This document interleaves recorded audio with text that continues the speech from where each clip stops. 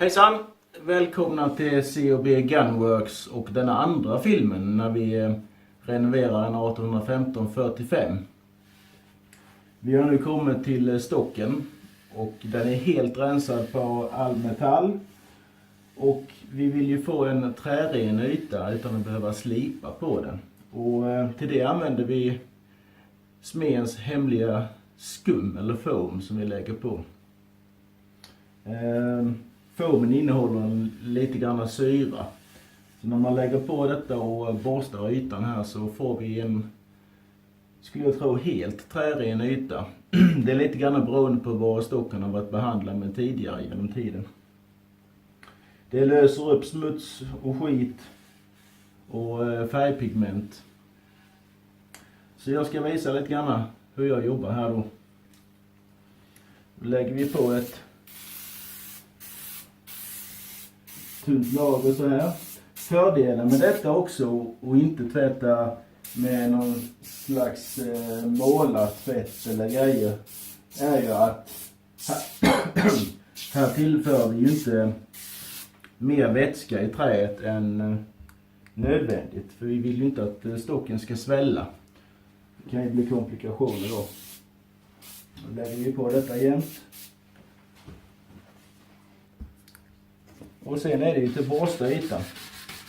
Nu använder jag en mjuk mässingsborste. Tidigare har jag använt en nagelborste. Nu är denna stocken ganska skitig i ytan så detta tar lite hårdare utan att göra någon direkt mekanisk avverkning. Så det är bara att jobba på så här. Jag vet inte hur väl ni ser härifrån men det löser upp ytan väldigt bra.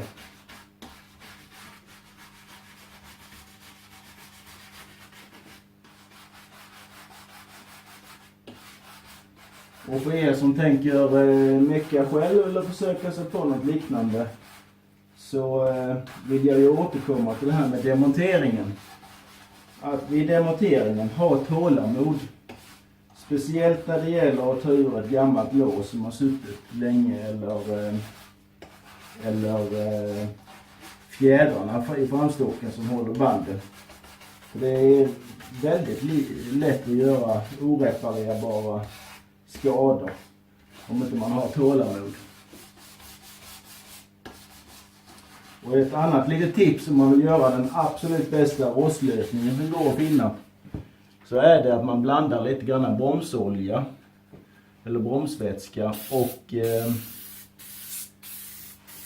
ättika blandar man. Då får man absolut top of the line när det gäller rostlösning. Lägger vi på lite grann skum igen. Så det kan man blanda på en liten flaska och ha för sådana här svåra saker när man ska ta isär. Och det är väldigt rostigt.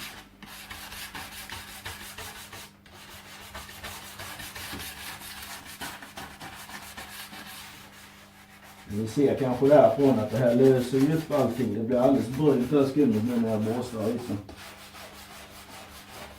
Viktigt också att man borstar med fibrerna i längdriktningen så man inte borstar på tvärs. För då kan man göra lite skador och man får en mer slipande effekt då. En annan fördel med denna rengöringen är ju också att man eventuella stämplar och märken i stocken bevaras. Vilket är sällan, man har sällan lyckats med när man slipar med slipar och sånt. Det ska man ju undvika i det längsta. Så, nu ska vi ta lite torkduk så ska ni få se resultatet här. Oj vad den blir ljus. Så där ser det ut.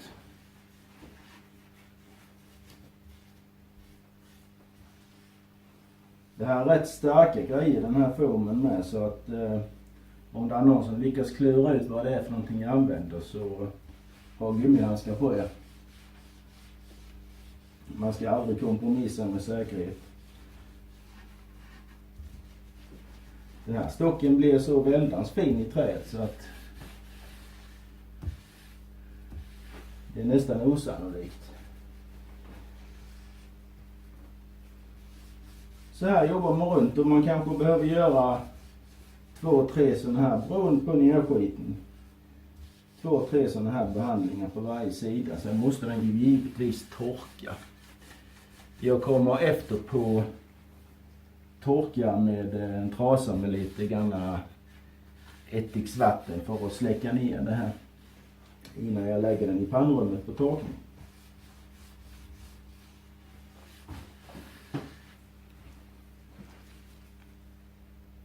Ganska effektivt. Då fortsätter vi.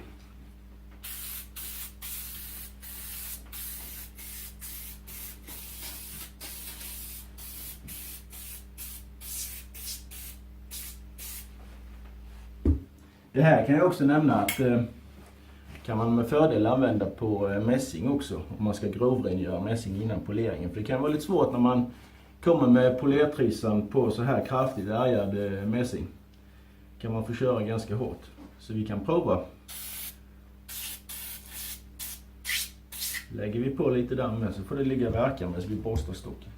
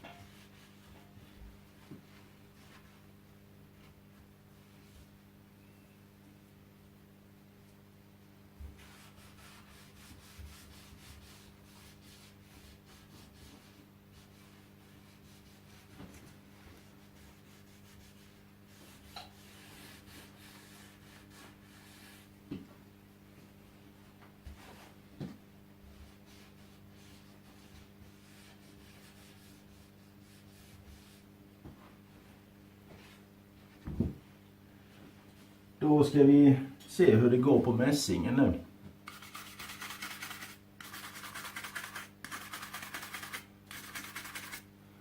Ser ni? Det löser upp. Givetvis blir inte ytan blank, men det handlar om att få väck oxider och smuts.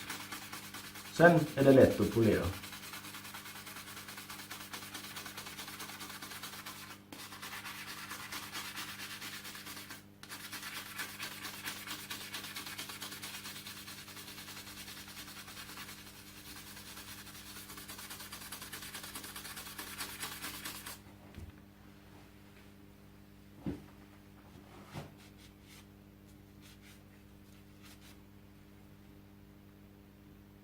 Ganska fiffigt.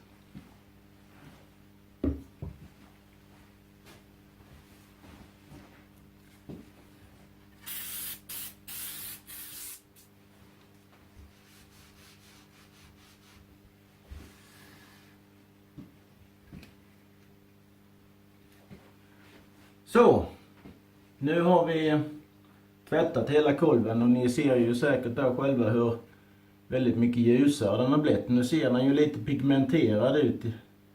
Men det är ju för att den är lite fuktig igen av foamen. Det här kommer ju blekna markant och den kommer att bli det närmsta trären. Nu ska stocken ner i pannrummet och få torka där ett par 3 timmar. Jag ska torka av den först med lite ättiksvatten och torkning och så återkommer jag sen.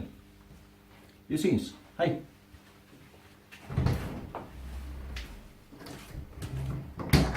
Hej! Nu har ni fått följa med ut i grovverkstaden. Och som ni säkert märker så är det ju ganska kyligt här ute. Men vi ska försöka genomleda detta. Vi ska ge oss på mässingen nu. Så till detta använder jag en sån här pelarslip. En fin och en grov skiva som jag kör med olika paster på skivorna. Så ni får kolla på när jag jobbar med detta.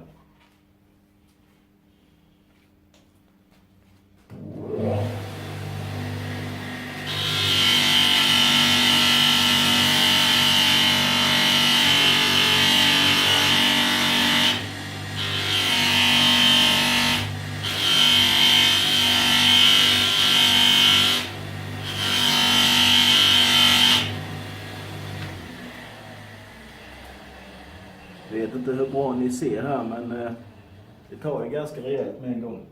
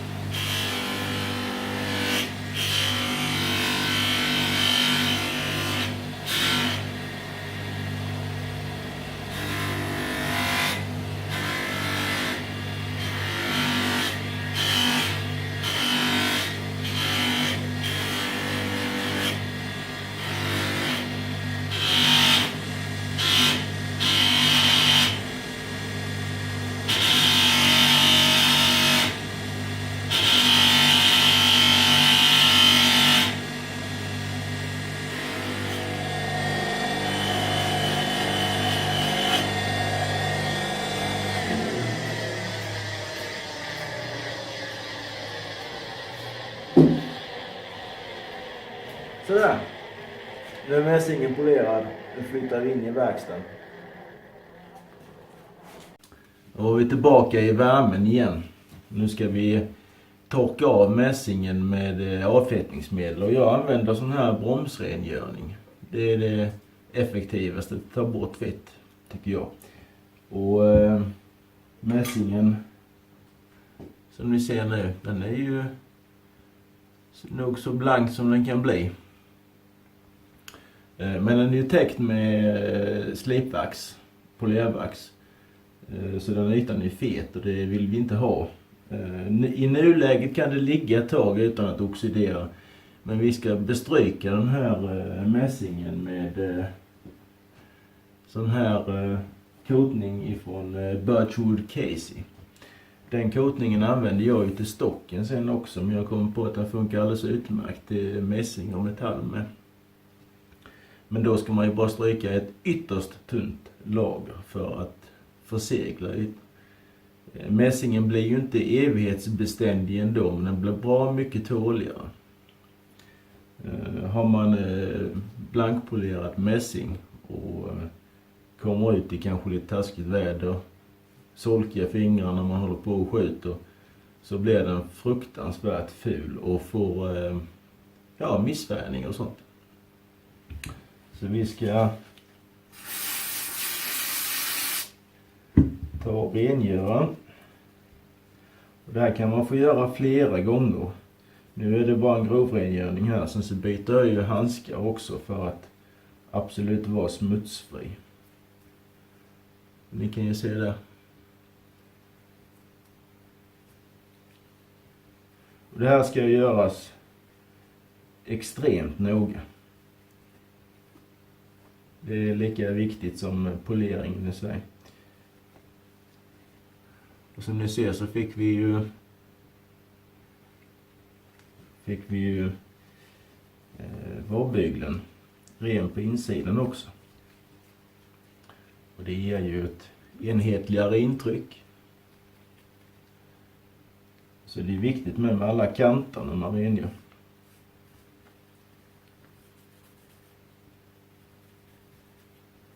Och sen ska då detta bestrykas med kotningen. Sen är mässingen färdig. Sen lägger vi den åt sidan och sparar den till slutmonteringen. Detta blir ju lite grann kronjuvelen när man sätter ihop den. När man får på den blanka mässingen så ser det ju helt fantastiskt ut. Och lite senare när jag kommer tillbaka så ska vi titta på kolven. Fixa lite maskhål. Börja bearbeta den. Så vi syns. Hej!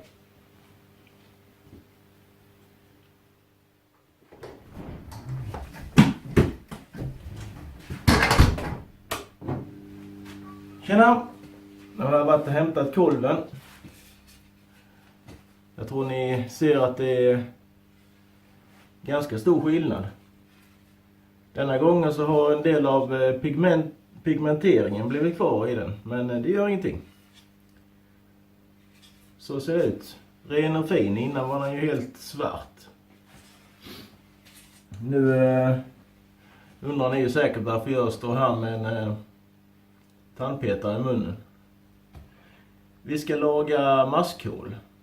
Och då är tandpetare helt utomordentligt. Faktiskt. En tandpetare är ungefär 2 mm. Och då har vi förberett här med ett 2 mm borr. Vi ska ha lite trälim. Det är ju inga mängder utan det är bara lite grann. Så jag lägger upp lite trälim här på en tändsticksask. Säg det snabbt 10 gånger. Så. Och då gör man helt enkelt så att man lokaliserar maskhålen. Så borrar man ner en liten bit i. Knackar ner en tandpetare. Klipper av. Sen får man ju finputsa lite grann och då får man vara noga. Så man ska ju helst bara ta toppen på tandpetaren. Sen är det inte hela världen i detta fallet om vi tar lite över ytan. För att vi ska faktiskt putsa. Jag sa att jag ska inte slipa men jag ska faktiskt putsa ytan extremt försiktigt med ett 400 papper. Och det är bara för att bryta ner eventuella träfibrer som har rest sig. Och få en yta som är mer mottaglig för linolja som ska på sen och betsningen i ett senare skede. Så börjar vi med detta.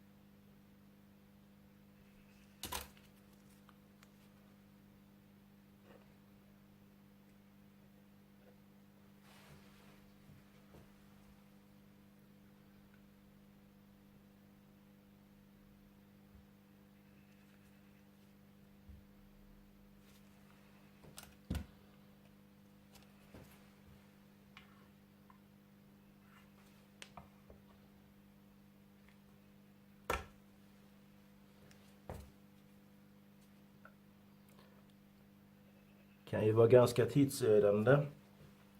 Men detta är ju ett sätt att laga maskhål på. Och som jag skulle säga ett av de bättre sätten för om man vill laga med samma material som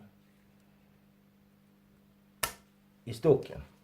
Syntetmaterial är ju bra i all ära, men nu har vi höga krav på den här renoveringen också.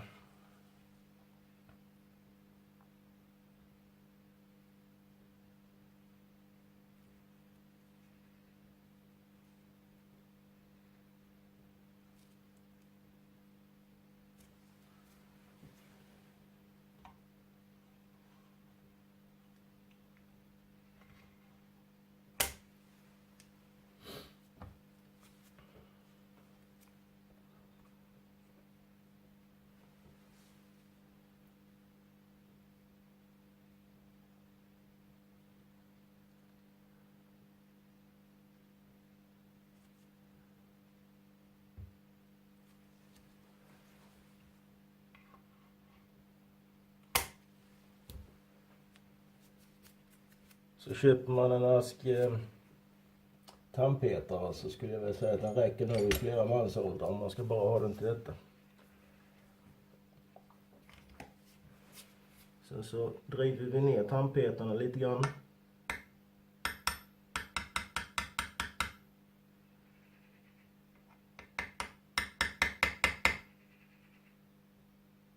Med en drivdån.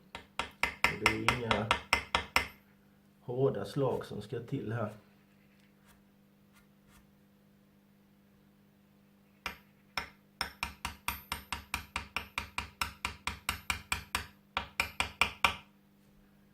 Vi ska i princip bara ha ner tandpetaren i ytläge.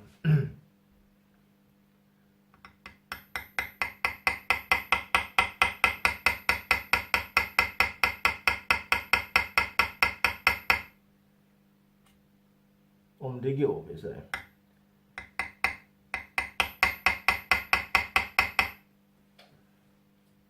Beror på lite hur djupt man har borrat och så vidare.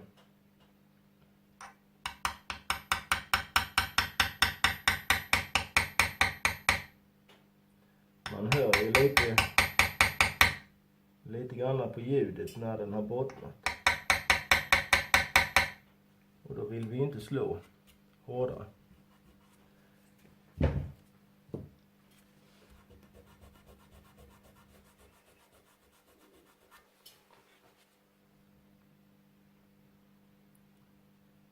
Tidsödande, men blir en väldigt god lagning om man slipper maskhål som lyser på det färdiga resultatet. Så putsas ju det här till med stor varsamhet för att det ska bli jämnt. När man har gjort så på alla maskhålen sen så får ju detta torka. Det är viktigt att trälimmet får torka. Jag använder ett trälim från Biltema som är för lite fuktigare miljöer. Så nu ska jag fortsätta med detta.